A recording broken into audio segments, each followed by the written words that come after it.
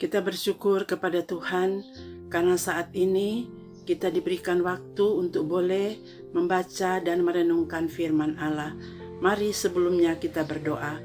Bapa kami yang ada di surga, kami bersyukur untuk waktu yang Engkau berikan ini bagi kami. Tolong kami dikala kami akan membaca dan merenungkan firman-Mu, berilah pencerahan kepada kami untuk kami mengerti, menjadi kekuatan dalam kehidupan kami.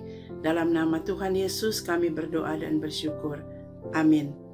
Saudara, kita sekarang berada di bulan Desember, di mana setiap hati dan pikiran kita terarah pada satu acara akbar yang selalu kita lakukan di bulan Desember, yaitu merayakan kelahiran Yesus Kristus.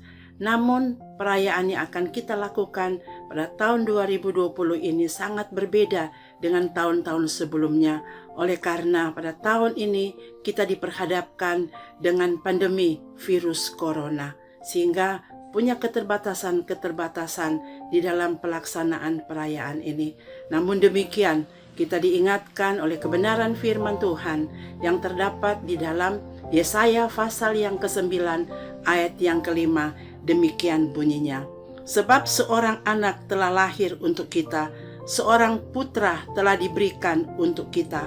Lambang pemerintahan ada di atas bahunya, dan namanya disebutkan orang, Penasihat Ajaib, Allah yang perkasa, Bapa yang kekal, Raja damai. Saudara, yang akan kita renungkan pada saat ini adalah sebutan nama yang pertama, yaitu Penasihat Ajaib. Tuhan tahu apa yang menjadi pengalaman dalam kehidupan kita, bahwa kita ini punya keterbatasan-keterbatasan. Di dalam keterbatasan itu, kita sangat membutuhkan tuntunan, bimbingan, dan nasihat untuk bagaimana kita menjalani kehidupan kita. Apalagi saudara, di saat-saat ini kita diperhadapkan dengan kesulitan-kesulitan besar, yaitu kesulitan ekonomi. Bahkan ada usaha-usaha yang belum normal berjalan, bahkan mungkin belum dapat dilakukan lagi. Namun kita bersyukur di saat kita berada dalam satu suasana untuk merayakan kelahiran Kristus, maka disebutkan bahwa Yesus Kristus yang kita rayakan kelahirannya adalah Penasihat Ajaib. Saudara, sebagai Penasihat Ajaib, Yesus Kristus akan memberikan tuntunan-tuntunan, bimbingan-bimbingan konkret di dalam kita menghadapi seberat apapun pergumulan, persoalan yang kita alami, dan tuntunannya lewat kebenaran firman Allah.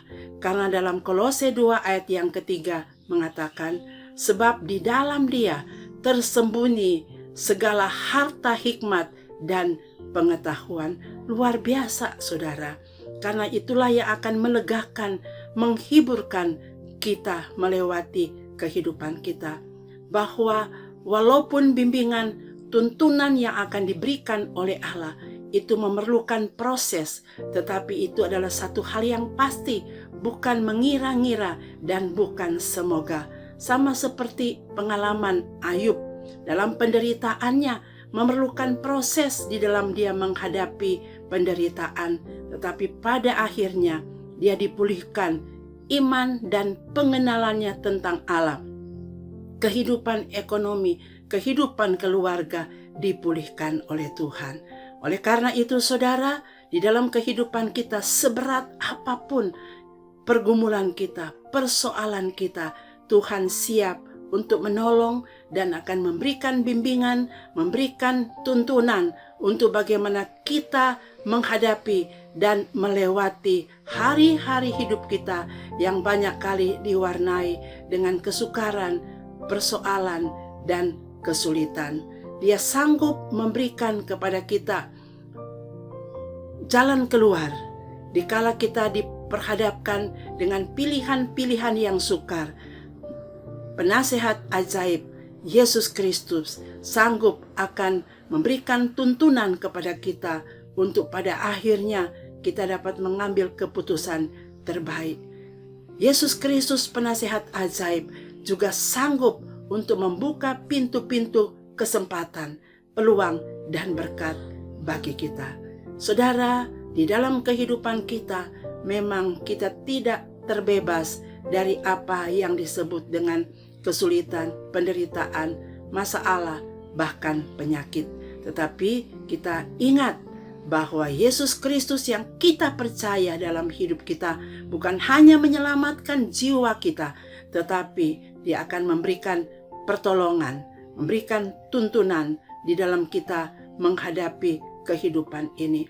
Karena itu, marilah kita bersedia untuk taat kepada tuntunannya, kepada bimbingannya, dan kehendaknya. Amin. Mari berdoa. Bapa kami yang di surga, kami bersyukur karena Engkau masih mau berfirman kepada kami. Memang Tuhan, kami sangat membutuhkan tuntunan-Mu, kami sangat membutuhkan bimbingan-Mu lewat kebenaran firman Allah. Karena itu adalah perkataan-perkataan-Mu untuk kami, ya Tuhan. Dengarkan doa kami, dalam nama Yesus kami sudah berdoa dan bersyukur. Amin.